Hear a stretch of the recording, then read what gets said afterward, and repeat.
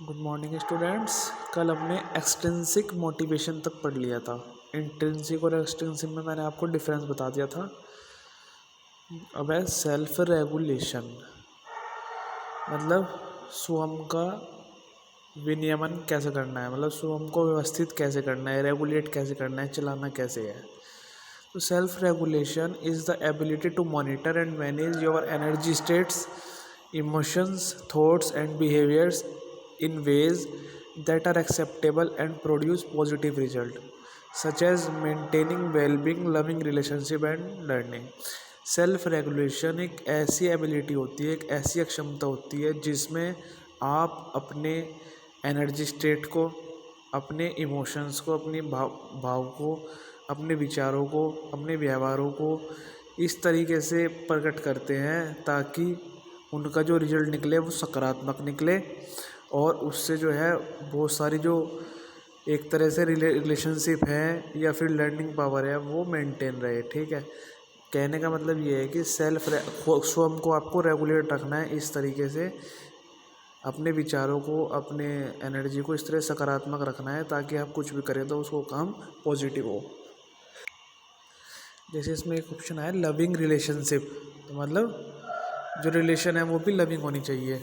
वो कब होगी? जब आपके इमोशंस, थॉट, बिहेवियर सारे के सारे पॉजिटिव होंगे। ठीक है, अब इसके बाद आता है आपका there are 3 core types of self regulation. 3 type की होती हैं। इमोशनल सेल्फ रेगुलेशन, भावपूर्ण स्व विनियमन, कोग्निटिव का मतलब होता है ज्ञान संबंधी, और सोशल का मतलब है सामाजिक। सबसे पहले आता है आपका emotional self regulation. Emotional self regulation के अंदर it is based mainly on our ability, ये केवल किस पे बेस होता है? हमारी अक्षमताओं पर। To calm down in the face of anger and frustration, मतलब अगर हमें गुस्सा भी आ रहा है, हमारे फेस पे गुस्सा भी दिखाई दे रहा है या फ्रस्ट्रेशन दिखाई दे रही, चिड़चिड़ाहट दिखाई दे रही है, उसमें भी अपने आप को शांत कैसे रखना है, वो कहलाता है इमोशनल सेल्फ रेगुलेशन।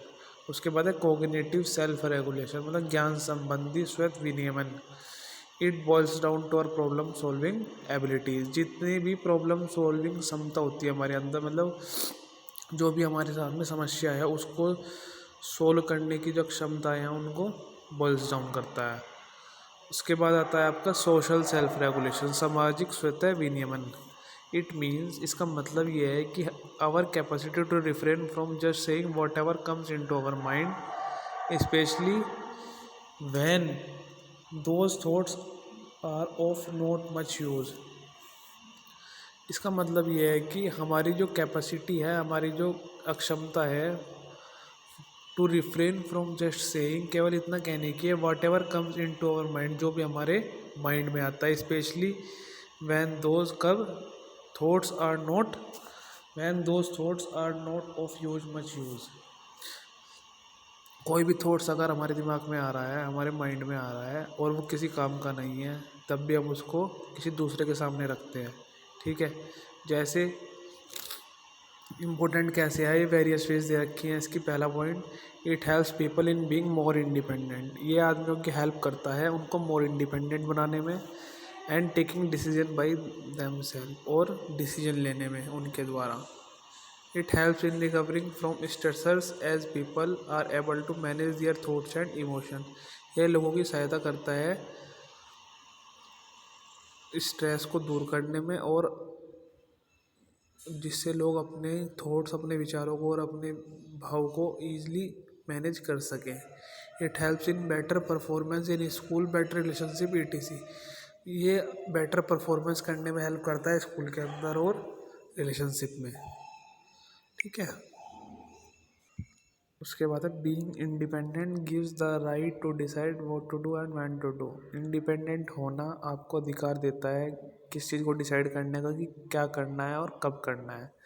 तो इसमें जो है self regulation, social self regulation का बहुत ज़्यादा महत्व है। अब देखिए द जोन्स ऑफ रेगुलेशन, ये देखिए आप रेगुलेशन विनियमन के जोन्स दे रखे हैं। सबसे पहले आता है blue zone. Blue zone blue colour का है, इसके अंदर सैड, सिक, टायर्ड, मूविंग स्लोली, अगर आप सैड हैं, बीमार हैं, थके हुए हैं, ठीक है, आपकी हालत बहुत ही मूविंग स्लोली वाली मतलब बहुत ही स्लो वाली है, तो आप आएंगे ब्लू जोन में। Next one is green zone. Green zone में होता है happy, calm, feeling okay, focus, ready to learn. इसमें सारे पॉजिटिव एटीट्यूड होते हैं, जैसे हैप्पी खुश, काम शांत, फीलिंग ओके ओके फील करना, फोकस ध्यान देना, रेडी टू लर्न किसी चीज़ को सीखने के लिए तैयार। Yellow zone frustrated, worried, silly, excited, loss of some control. Frustrated चिड़चिड़े, वरीड चिंतित, सिली वीकली, एक्साइटेड भी हो सकते हो इसमें, लॉस ऑफ सम कंट्रोल किसी चीज़ पे कंट्रोल का ना रहना। ये सारा किस में आएगा? येलो जोन में। रेड जोन में गुस्सा आ जाएगा, डर आ जाएगा, ठीक है, आउट ऑफ कंट्रोल, एक तरह से बिल्कुल रेड जोन तो एक तरह से समझ लीजिए आप, जैसे रेड जोन होता है ना, गेम्स में भी रेड जोन आते हैं बहुत सारे, तो इस तरह से ही रेड जोन है। रेड जोन में खतरा बढ़ जाता है। खतरे से मतलब किसका हो गया? आपका एंग्री होने का, फ्रस्ट्रेट होने का, एंग्री हो, आउट ऑफ कंट्रोल हो, गुस्सा बहुत ज़्यादा आ रहा है। तो ये जोन्स पेपर में पूछे जा सकते हैं। इनको जोन्स को आप अच्छे से पढ़ लेंगे एक बार, और तीनों टाइप्स इसके अच्छे से रीड कर लेंगे। ठीक है, आज के लिए इतना ही काफ़ी है।